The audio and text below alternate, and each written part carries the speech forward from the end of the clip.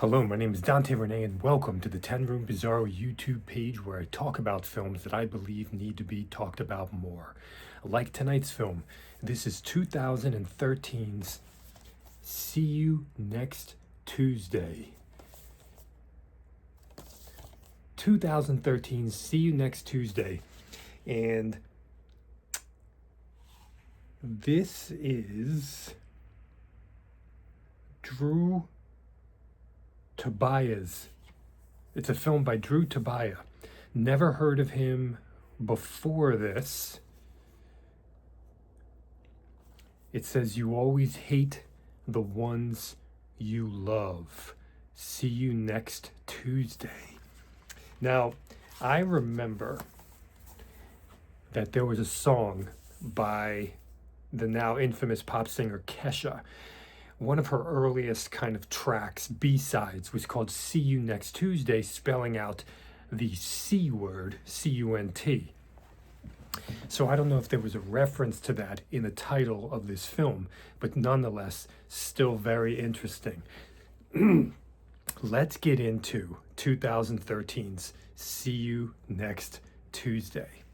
Now I have some notes written down, so you're going to see my eyes divert, but get ready. This is a wild experience, and definitely for me.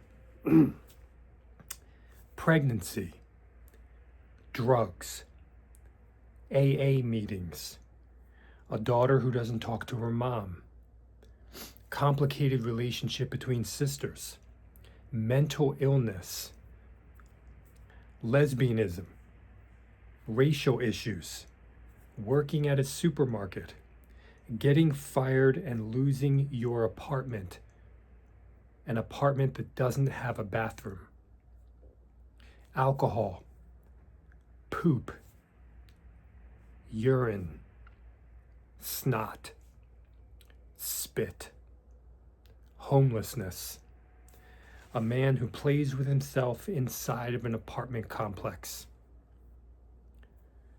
family, screaming, crying, running, fighting, laughing, chaos, smells,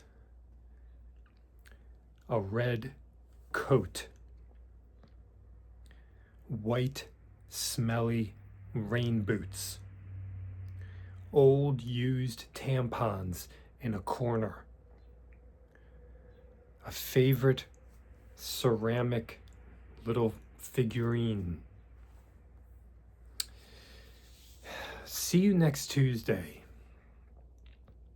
is a movie that breeds love for all the characters without pointing a finger.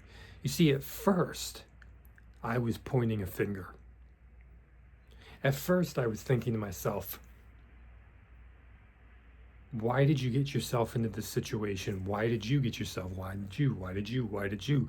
You know, you could have made better choices, or you could make a better choice right now, or you know, you have the capacity to change something. What's wrong with you? And kind of the immediate response when you start to watch the film is that, at least for me, was that I was pointing a finger. And I was just like, I was relishing in the cinematic experience, kind of, but I was subconsciously pointing a finger. And the genius and the magic of the film is that it transforms. How do I say this? Everybody says they need more compassion in life. Everybody says, oh, I need to love people better. I need to have more compassion towards people. I need to judge people less, right? This cinematic experience, I feel, does it automatically, subconsciously, transforming the viewer while watching the movie.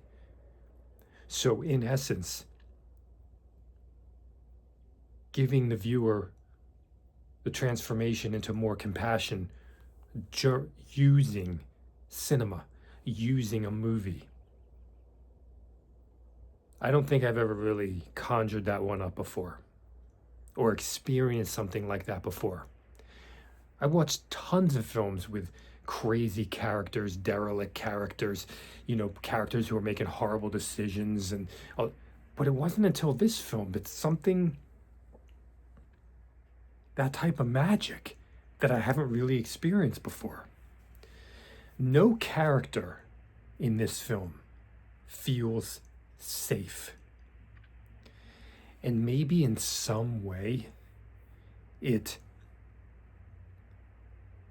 was like connecting me to my childhood, because in my childhood I was around a lot of people who were not safe people. They were kind of dangerous people. And I think it like kind of was bringing me back to that. And it felt authentic. It felt real. And it felt scary. I had the emotions I had when I was younger, So there's no safety in the characters. There's a lot of danger in the characters. And when I say danger, I don't mean people who are bulky and superhero-like and fight. No, I mean,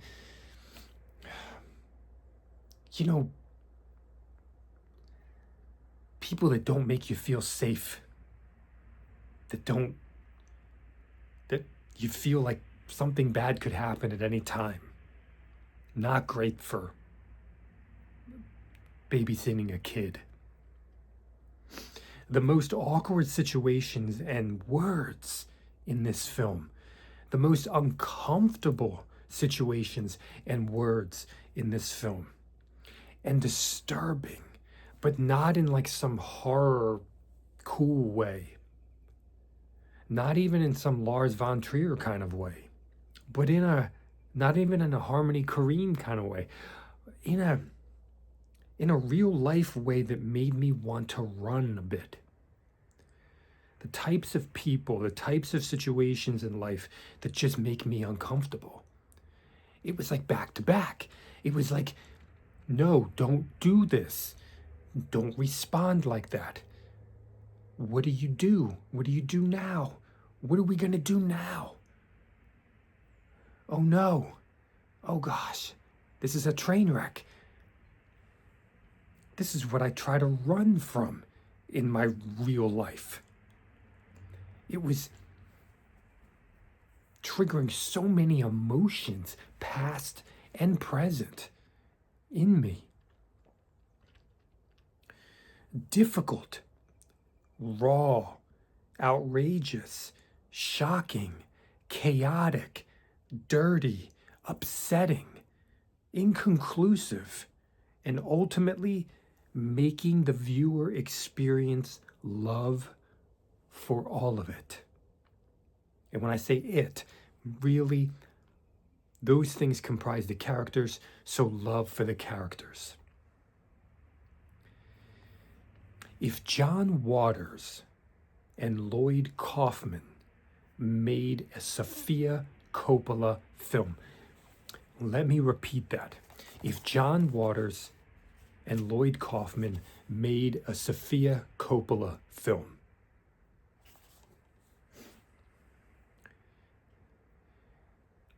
there's a scene in the film where somebody's eating a sandwich and there's a tiny piece of salad from the sandwich in her hair.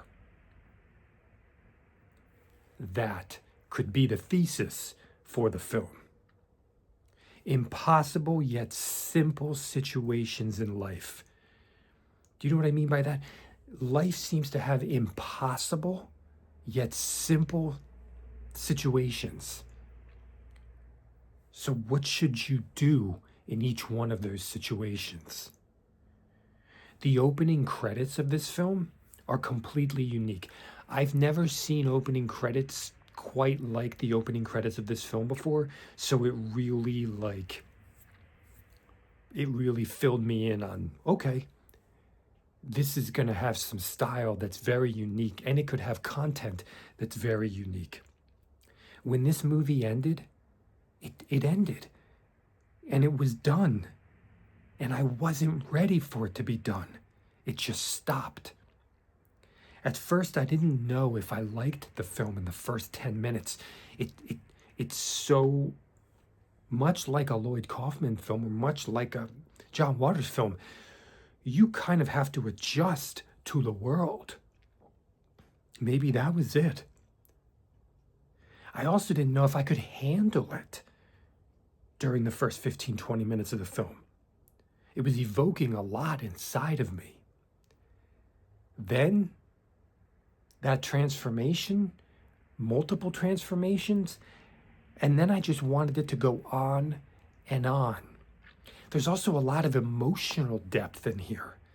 There's a lot of emotional drama in here as well. There's like some sadness in here. The main black girl in the film, I was clinging on to for dear life. And I wondered why. I think I realized when it comes down to it, for myself and maybe for all of us, we just want someone to be there and to not give up on us. But we want someone to protect us. We need a level of safety. And life is very unsafe. It can be extremely unsafe. And so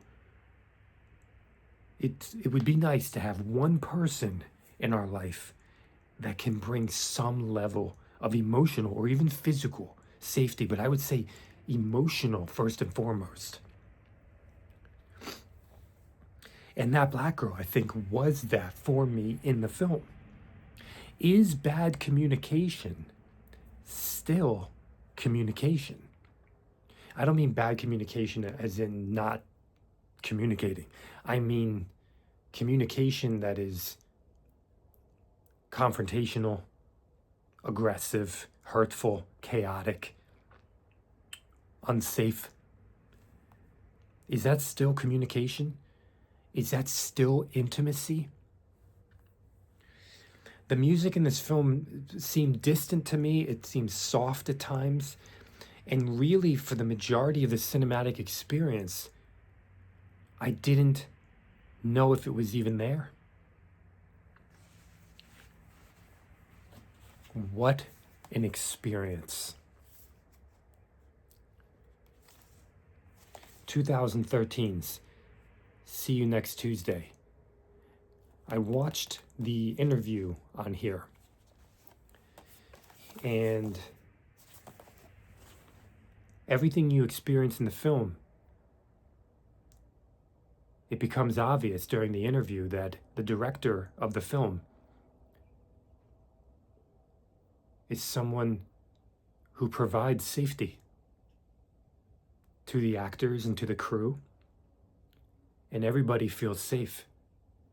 But not just safe, connected and intimate. Oh, and did I mention that the lead girl is pretty damn hot? Oh, and did I also mention that there is some nudity in here, a little bit of bush, but also a girl shitting in her bedroom into a plastic bag and throwing it out her window.